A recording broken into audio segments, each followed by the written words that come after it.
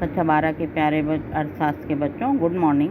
बच्चों, हम लोगों ने अभी अर्थशास्त्र में राष्ट्रीय आय का लेखांकन अध्याय के अंतर्गत राष्ट्रीय आय की परिभाषाओं के बारे में जाना।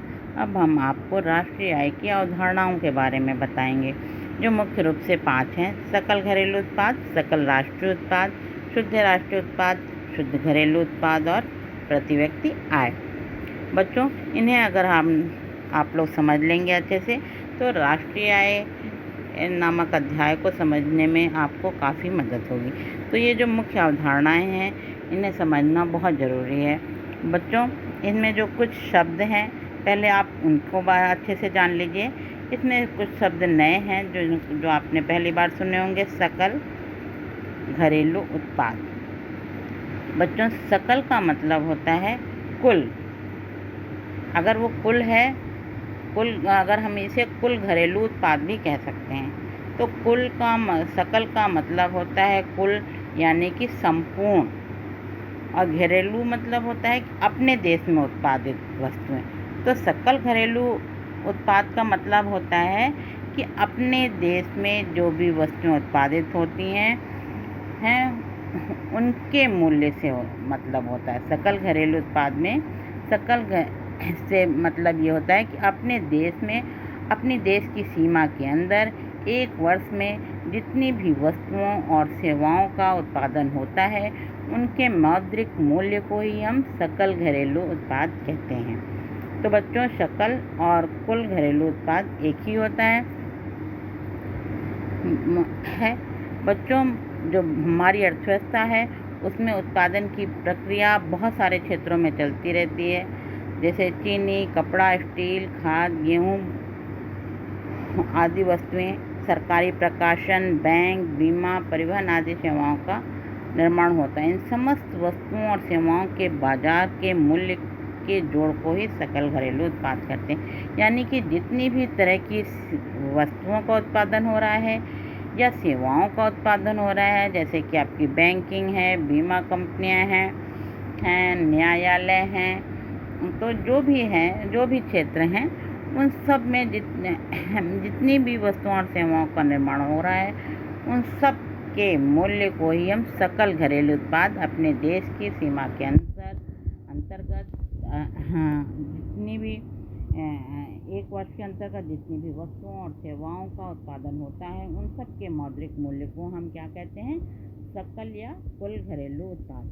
बच्चों, इसकी जो कुछ विशेषताएं हैं, उनमें ये पहला ये है कि ये देश की घरेलू सीमाओं के अंदर, यानी कि जो देश की जो सीमा है, रेखा है, उसके अंतर उत्पादित वस्तुओं और सेवाओं को ही इसमें शामिल किया जाता है। विदेशों में उत्पादित वस्तुओं और सेवाओं को इसमें शामिल नहीं किया जाता है। दूसरा है, यह उत्पादन के सकल मूल्य का माप प्रस्तुत करता है। और इसमें, क्योंकि इसमें मूल्यह्रास से स्थिर पूंजी पदार्थों के उपभोग का मूल्य भी शामिल होता है। बच्चों, इसमें से मूल्यह्रास को नहीं घटाया जाता, इसमें मूल्यह्रास शामिल होता है। मूल्यह्रास का मतलब होता है कि जो उत्पादक अपनी टूट-फूट मशीनों के रख रखाव और अपनी कंपनी के रख रखाव पे जो खर्च होता है प्रतिवर्ष, उसी को क्या कहते हैं? मूल्यह्रास कहते हैं। क्योंकि उत्पादन व्यवस्था को सुचारू रूप से बनाए रखने के लिए जो उत्पादन में पूंजीगत साधन है कार्य कर रहे हैं, जैसे कि मशीनें हैं, उन सब में जो भी उन सब को कार्य रूप में बनाए रखने के लिए जो पैसे खर्च होते हैं, उसे हम क्या कहते हैं? मूल्यह्रास कहते हैं। जैसे कि कोई मशीन बिगड़ गई, कोई मशीन टूट गई, तो इन सब चीज़ों पे जो खर्च होता है उत्पादक का, उसी को मूल्यह्रास कहते हैं। और सकल घरेलू उत्पाद में मूल्यह्रास को नहीं घटाया जाता है और यह उसमें शामिल होता है। तीसरा पॉइंट है बच्चों, सकल घरेलू उत्पाद में केवल अंतिम वस्तुओं और सेवाओं के मूल्य की गणना की जाती है। इसमें जो बीच में मध्यवर्ती वस्तुएं हैं, जो वस्तु को बनाने में लगती हैं, जैसे कच्चा माल है, बिजली है, ईंधन है, इन सभी वस्तुओं के मूल्य को इसमें शामिल नहीं किया जाता है, केवल वस्तुओं के मूल्य को शामिल किया जाता है। फिर इसमें भौतिक, चौथा पॉइंट है बच्चों, इसमें भौतिक उत्पादन की नहीं बल्कि वस्तुओं व सेवाओं के बाजार मूल्य को सम्मिलित किया जाता है। फिर है सकल मूल्य वृद्धि को एक लेखा वर्ष के लिए आकलित किया जाता है, और जो भी मूल्य वृद्धि है उसको हम केवल एक वर्ष के लिए आकलन करते हैं। और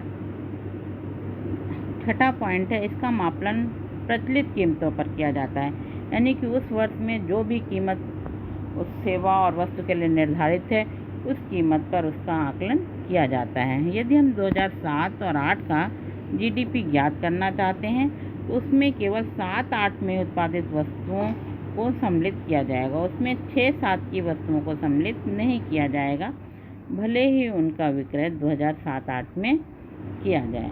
तो बच्चों, ये था हमारा सकल घरेलू उत्पाद, जो कि अपनी देश की सीमा के अंतर्गत वस्तुओं का उत्पादन होता है और इसमें विदेशों से प्राप्त आय को शामिल नहीं किया जाता है।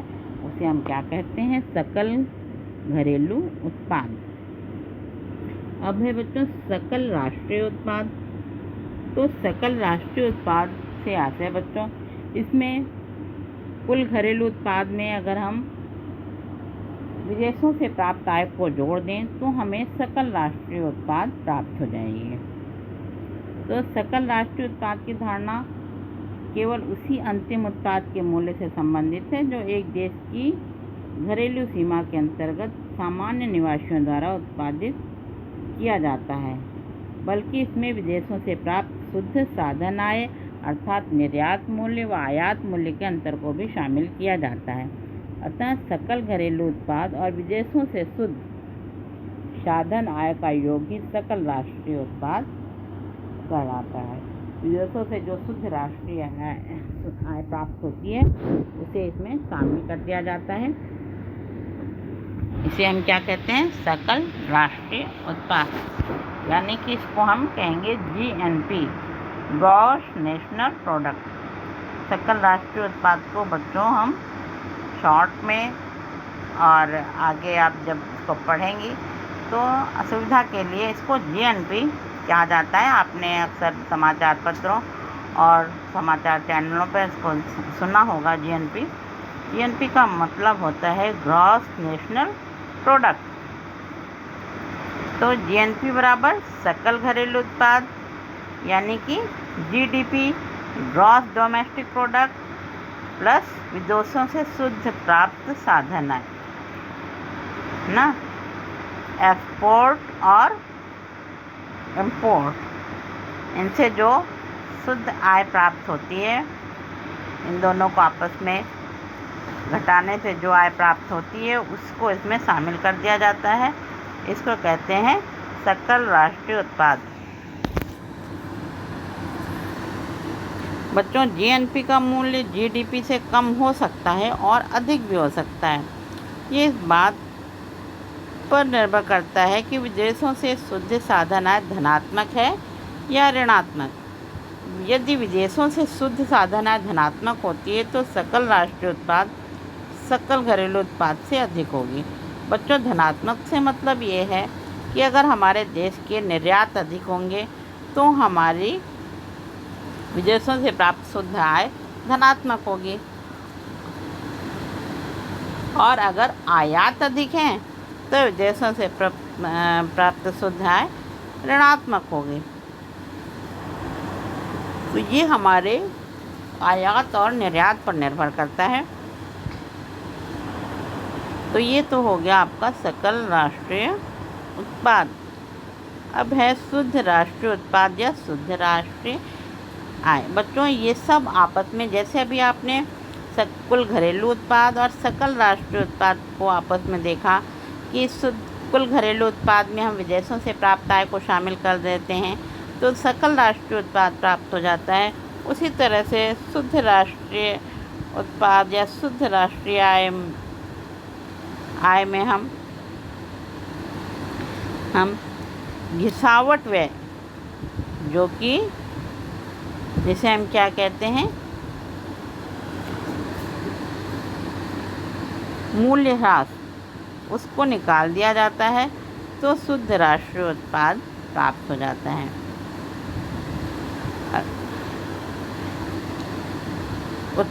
बच्चों, उत्पादन कार्य में हम पूंजीगत यंत्रों का भी प्रयोग करते हैं जिसमें धीरे धीरे घिसावट होती है और कुछ मशीनें तथा यंत्र अप्रचलित रहते हैं, इसलिए सकल राष्ट्रीय उत्पाद का कुछ भाग घिसे तथा अप्रचलित यंत्रों को बदलने के लिए चुकता किया जाता है।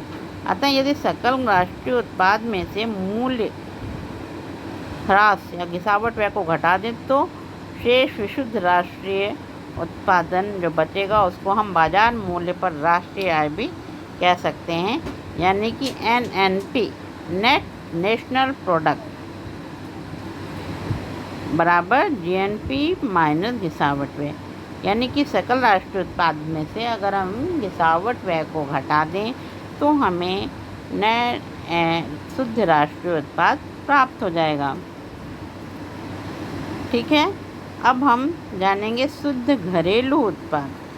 बच्चों, शुद्ध घरेलू उत्पाद का अभिप्राय एक वर्ष में एक देश की घरेलू सीमाओं में निवासियों द्वारा उत्पादित अंतिम वस्तुओं और सेवाओं में मौद्रिक मूल्य से है। इसमें से स्थिर पूंजी के उपभोग को घटाना पड़ता है। सकल घरेलू उत्पाद और शुद्ध घरेलू उत्पाद में केवल इतना ही अंतर है कि बाजार कीमत पर सकल घरेलू उत्पाद में घिसावट व्यय भी शामिल होता है, जबकि शुद्ध घरेलू उत्पाद में यह शामिल नहीं होता है। शुद्ध घरेलू उत्पाद बराबर सकल घरेलू उत्पाद माइनस मूल्य ह्रास। अगर हम कुल घरेलू उत्पाद में से मूल्य ह्रास को घटा दें तो हमें कुल शुद्ध घरेलू उत्पाद प्राप्त हो जाएगा।